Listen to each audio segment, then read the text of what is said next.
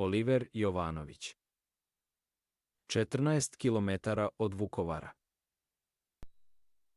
I u ratu sam redovno prao zube. Ako čiča, lakše će da te prepoznaju. Zavitlavao me kaplar. Ovde to niko ne radi.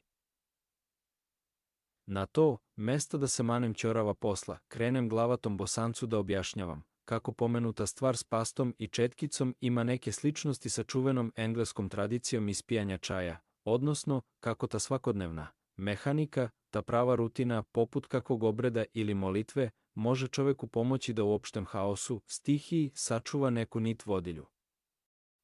Nije tebi lako, čiča, nije.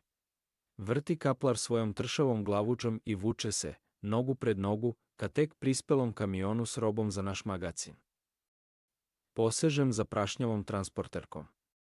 2 metalik sive tačkice probijaju zvučni zid nad mojom glavom u trenutku kada natežem plastičnu čuturicu.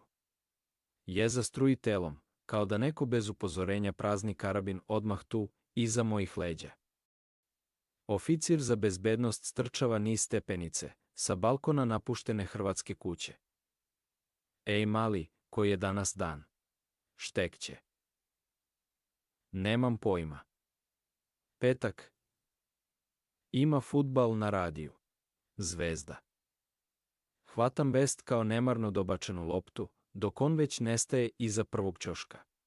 Čuturicu, konačno ispražnjenu, guram natrag u transporterku, pored prljavog veša. Sedam na drvenu klupu.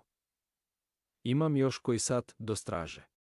Sokak sa svojim novim, glatkim drumom, dopola prekrivenim vlažnim i tamnim jesenjim lišćem, sa širokim betonskim dvorištima i gotovo istovetnim metalnim kapijama, uglavnom zelenim, odiše nekom ravnodušnom, tupom tromošću, koja ne umiruje, već naprotiv, draži živce.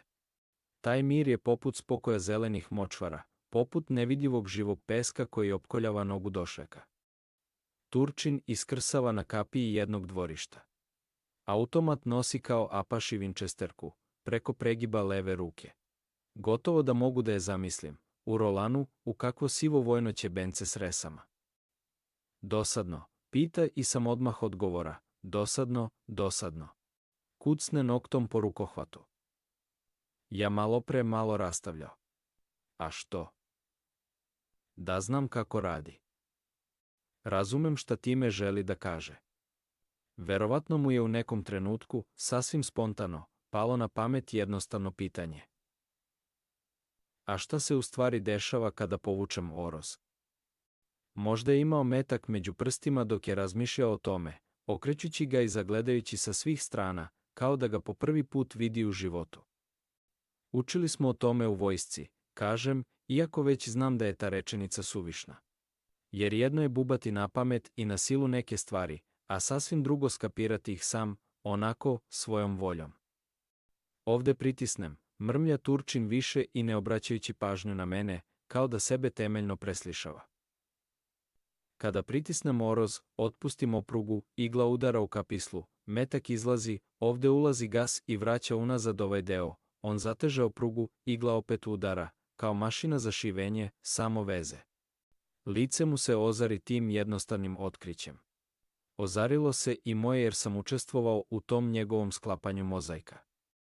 Turčine, kažem, večeras je neki film posle dnevnika. Hoćeš da gledamo? Može, samo ako poručnik nije opet dežurni. Kakav je? Ne znam. Neki kaubojski. Turčin se smeši i namešta bolje svoju Winchesterku. Negde iz daleka, kotrljajući po tlu, pristiže slab ali postojan zvuk grmljavine.